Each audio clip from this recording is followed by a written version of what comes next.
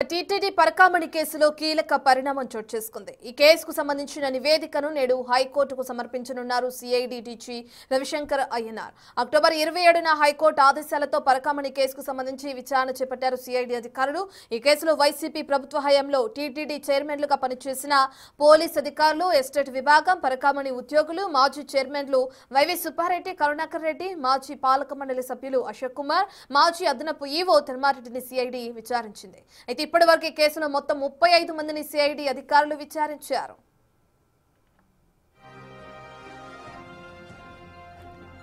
ఇక అంతేకాకుండా ఈ కేసులో విచారణకు హాజరవుతున్న సిఐ సతీష్ కుమార్ హత్య మరో సంచలనం సృష్టించింది. చెన్నై, బెంగళూరు, విశాఖపట్నం, హైదరాబాద్, తిరుపతిలో నిందితుడు రవికుమార్ ఆస్తులను పరిశీలించారు. తిరుపతి 2వ అదనపు కోర్టు సిబ్బందిని సైతం సిఐడి అధికారులు విచారించారు. హైకోర్టు ఆదేశాలతో భవిష్యత్తులో కేసు ఏసీబీ విచారణ చేసే అవకాశం ఉంది.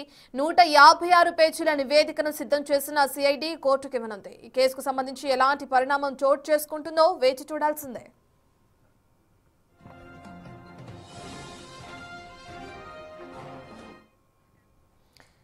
టీటీడీలో ఉన్న పరకామణి కేసు మనందరికీ తెలిసిన విషయమే. అయితే ఈ కేసుకు సంబంధించిన నివేదికను ఈరోజు హైకోర్టుకు సమర్పించే అవకాశం కనిపిస్తుంది సిఐడి డీజీ రవిశంకర్ అయ్యనార్. సంబంధించిన పూర్తి డీటెయిల్స్ అందించడానికి మా ప్రతినిధి దామోదర్ అందుబాటులో ఉన్నారు. దామోదర్, ఇప్పటికే మనం చూస్తే హైకోర్టుకి సిఐడి డీజీ దీనికి సంబంధించిన నివేదికను సమర్పించే అవకాశం కనిపిస్తుంది. అయితే ఎటువంటి విచారణ జరిగిందనుకోవచ్చు, నివేదిక సమర్పించిన తర్వాత హైకోర్టు సంబంధించి ఎటువంటి చర్యలు ఉండే అవకాశం ఉంటుంది అనుకోవచ్చు అంటారు దామోదర్?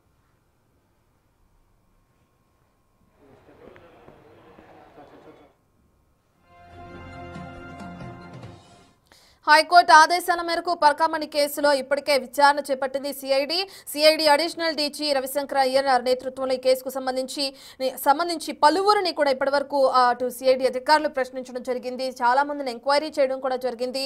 పరకామణి కేసులో విచారణలో భాగంగా అనేక విషయాలు తెరపైకి వచ్చాయి. అయితే ఇప్పటి వరకు నిందితులుగా ఉన్న వ్యక్తి ఎవరైతే ఉన్నారో అతని ఆస్తుల్ని కూడా అటు హైదరాబాద్, అలాగే వైజాగ్, తిరుపతిలో మొత్తానికి సంబంధించి ఆస్తుల వివరాలను కూడా ఇప్పటికే తెలుసుకున్నారు. చెన్నై, బెంగళూరు, తిరుపతిలో కూడా నిందితుడు రవిశంకర్ ఆస్తులను కూడా పరిశీలించారు సిఐడి అధికారులు. ఇప్పుడు నివేదికని హైకోర్టుకి సమర్పించే అవకాశం కనిపిస్తుంది సిఐడి అధికారులు. సంబంధించిన పూర్తి డీటెయిల్స్ అందించడానికి మా ప్రతినిధి దామోదర్ అందుబాటులో ఉన్నారు. రైట్ దామోదర్, సిఐడి అధికారులు ఈ కేసుకు సంబంధించిన నివేదికని హైకోర్టుకి అందించిన తర్వాత ఎటువంటి పరిణామాలు ఉంటాయి అనుకోవచ్చు? అయితే ఏ సమయానికి నివేదికని అటు కోర్టులో హాజరుపరిచే అవకాశం ఉందంటారు దామోదర్?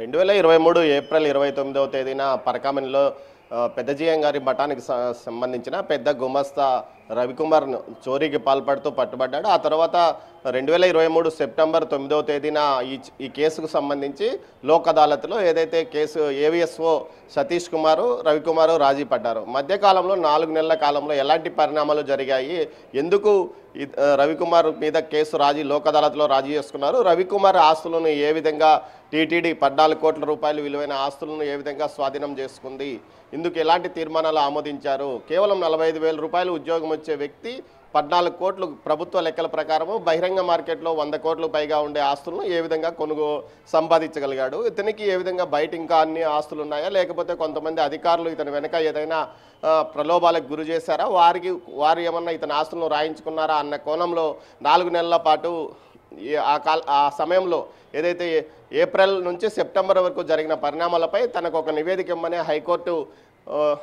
అక్టోబర్ 27వ తేదీన సిఐడితో పాటు ఏసీబీని ఆదేశాలు జారీ చేసిన నేపథ్యంలో ACB additional DG Ravishankar Ayyanar నేతృత్వంలోని 20 మంది టీం తిరుపతికి చేరుకుంది. ఇక్కడ ఏదైతే టెక్నికల్ టీంతో పాటు లీగల్ టీము మొత్తం 35 మందిని విచారణ చేసింది. అదేవిధంగా చెన్నై, బెంగళూరు, ధార్వాడ, హుబ్లీ, దీంతోపాటు ఏదైతే ఇటు తమిళనాడు, తెలంగాణ, ఆంధ్రప్రదేశ్లో రవికుమార్కి సంబంధించిన ఆస్తుల వివరాలు, వాటి నకలను కూడా సంపాదించి రికార్డ్ చేశారు. మొత్తం 156 పేజీల నివేదికను రెడీ చేసినట్టు తెలుస్తుంది. ముఖ్యంగా ఏదైతే నిందితుడు రవికుమార్తో పాటు ఏదైతే విచారణ సమయంలోనే మరణించిన ఏవిఎస్ఓ సతీష్తో పాటు మొత్తం టీటీడీ మాజీ చైర్మన్లు భూమన్ కరుణాకర్ రెడ్డి, అదేవిధంగా సుబ్బారెడ్డితో పాటు బోర్డు డైరెక్టర్గా ఏదైతే పాలక మండలి సభ్యులుగా అప్పట్లో పనిచేసిన పోకల అశూర్ కుమార్ ఎస్టేట్ కమిటీలో మెంబర్ అతనితో పాటు మాజీ టీటీడీ అదనపు ఈవో ధర్మారెడ్డిని ఈ కేసులో సుదీర్ఘంగా విచారించారు.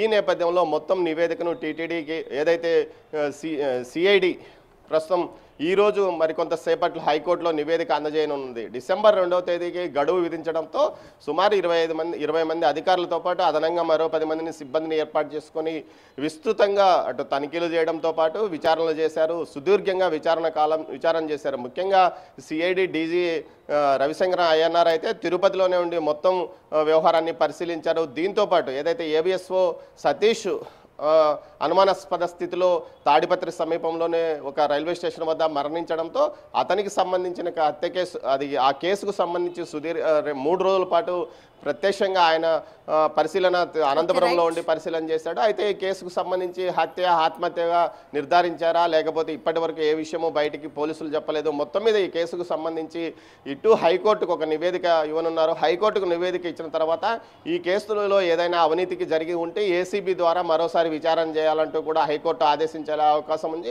ఈ కేసులో ఎవరు బాధ్యులు, ఎవరు ప్రలోభాలకు గురి చేశారు, 45,000 రూపాయల ఉద్యోగికి ఇన్ని వందల కోట్ల ఆస్తులు ఎలా వచ్చాయి అన్న కోణంలోనే మొత్తం దర్యాప్తు కొనసాగినట్లు తెలుస్తుంది. మొత్తం మీద ఈ కేసుకు సంబంధించి పోలీసు అధికారులు రూల్స్ కి వ్యతిరేకంగా ఏ విధంగా లోక్ అదాలత్లో రాజీ అయ్యారో అటు టీటీడీ ఉన్నతాధికారులు కూడా ఏ విధంగా రాజీ అయ్యారో అన్న కోణంలోనే దర్యాప్తు నివేదిక హైకోర్టుకు అందనుంది. Ratna. Right, thank you Damodar.